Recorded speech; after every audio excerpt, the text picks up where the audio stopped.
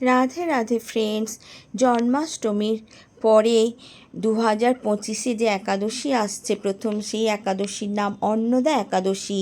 এটি 19 অগস্ট টিউসডেতে এবং ভাদ্র মাসের 2রা ভাদ্র মঙ্গলবার এই একাদশী পড়েছে।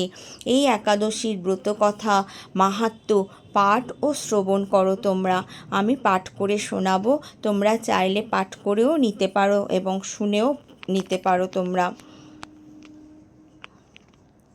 এই ভাদ্রবতী কৃষ্ণপক্ষিয়া অন্নদা একাদশীর মাহাত্ম্য ব্রহ্মবৈবর্ত পুরাণে বর্ণনা করা হয়েছে। মহারাজ যুধিষ্ঠির বললেন, হে কৃষ্ণ, ভাদ্র মাসের কৃষ্ণপক্ষের একাদশীর নাম কি, তা শুনতে আমি অত্যন্ত আগ্রহী। শ্রীকৃষ্ণ বললেন, হে রাজন, আমি সবিস্তারে এই একাদশীর কথা বর্ণনা করছি, আপনি একাগ্র চিত্তে শ্রবণ করুন। ভাদ্রের কৃষ্ণপক্ষিয়া একাদশীকে বলা হয় অন্নদা। এই তিথি সর্বপাপ বিনাশিনী। যিনি শ্রীহরির অর্চনে এই ব্রত পালন করেন তিনি সর্বপাপ মুক্ত হন। এমনকি এই ব্রতের নাম শ্রবণেই রাশি রাশি পাপ দূর হয়ে যায়। এই ব্রত প্রসঙ্গে একটি পৌরাণিক ইতিহাস রয়েছে। প্রাচীনকালে হরিশ্চন্দ্র নামে এক নিষ্ঠাপরায়ণ সত্যবাদী চক্রবর্তী রাজা ছিলেন। পূর্ব কর্মফল ও প্রতিজ্ঞতার সত্যতা রক্ষায় তিনি রাজ্যভ্রষ্ট হন। অবস্থা এমন হলো যে তিনি নিজের স্ত্রী, পুত্র এবং অবশেষে নিজেকে পর্যন্ত বিক্রি করতে বাধ্য হলেন। হে রাজেন্দ্র, এই পুণ্যবান রাজা চণ্ডালের দাসত্ব স্বীকার করেও সত্য রক্ষার্থে দৃঢ় নিষ্ঠা প্রদর্শন করেছিলেন। তিনি শ্মশানে মৃত ব্যক্তির বস্ত্র ও কররূপে গ্রহণ করতেন। এইভাবে তার বহু বছর কেটে গেল। দুঃখ সাগরে নিমজ্জিত হয়ে কি করি, কোথায় যাই, কিভাবে বা এই দুর্দশা থেকে উদ্ধার পাই, এই চিন্তায় তিনি দিন রাত্রি বিভোর হলেন।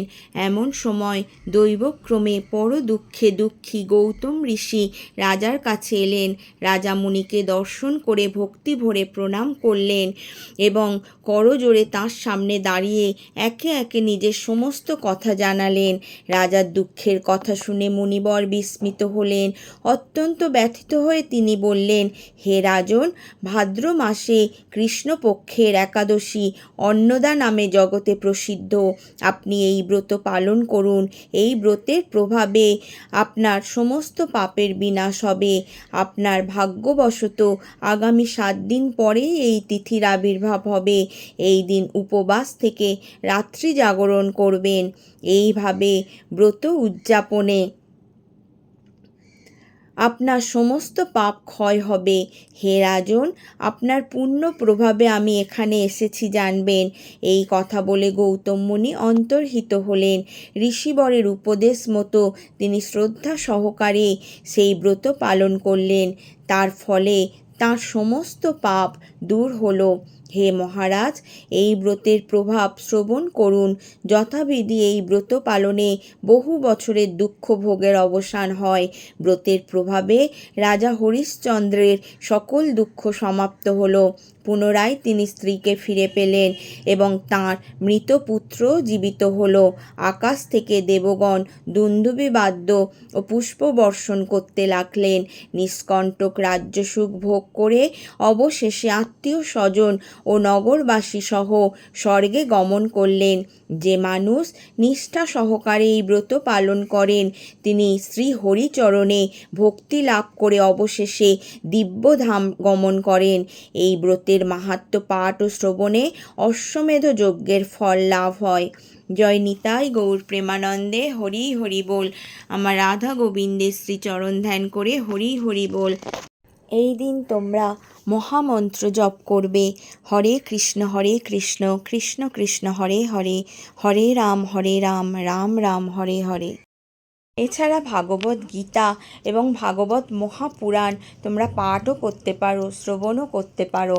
তোমরা অবশ্যই তুলসীতে জল দান করবে এবং রাধে রাধে নাম জপ করবে। তোমরা এই একাদশীর দিনে নির্জলা উপবাস রাখতে পারো। তা না পারলে তোমরা ফল আহার করতে পারো এবং বিভিন্ন রকম নাটস যেগুলো বাদাম, কাজু, আখরোট, পেস্তা এগুলো গ্রহণ করতে পারো। এছাড়া আমের ম্যাঙ্গো শেক, আম দুধ দিয়ে, পেঁপের শরবত এগুলো, কিংবা বেদানার জুস, ডাবের জল, ডাবের শাঁস, এছাড়াও এই গরমের দিনে আখের রস এবং তরমুজের রসও তোমরা গ্রহণ করতে পারো। ড্রাগন ফ্রুটসের শরবতও খুব ভালো লাগে। আর তোমরা যদি ভারী কিছু খেতে চাও তাহলে আলু ভাজা কিংবা ফিঙ্গার চিপস এবং আলুর তরকারি, যেটি পেঁপে, কুমড়ো, কাঁচকলা এগুলি দিয়েই বানানো হয়। আর এর মধ্যে বাদামও দিতে পারো, বাদাম দিলে খুব সুন্দর খেতে লাগে। এগুলো কিন্তু শুধুমাত্র করবে ঘি, নারকেল তেল কিংবা বাদাম তেল দিয়ে। আর এছাড়াও তোমরা সাবুর পোলাও, যেটি আলু সিদ্ধ করে বাদাম দিয়ে খেতে পারো, এবং মিষ্টি আলুর ও পেঁপের পায়েস করে খেতে পারো পরমান্ন। আর এছাড়াও তোমরা সাবুদানার পকোড়া করেও খেতে পারো। এই দিন অবশ্যই তোমাদের আশেপাশে যদি গোমাতা থাকে, তোমরা গোমাতাকে অবশ্যই খাবার খাওয়াতে পারো। আর এই সবের মধ্যে দিয়েও তোমরা প্রচুর প্রচুর হরিনাম সংকীর্তন করো।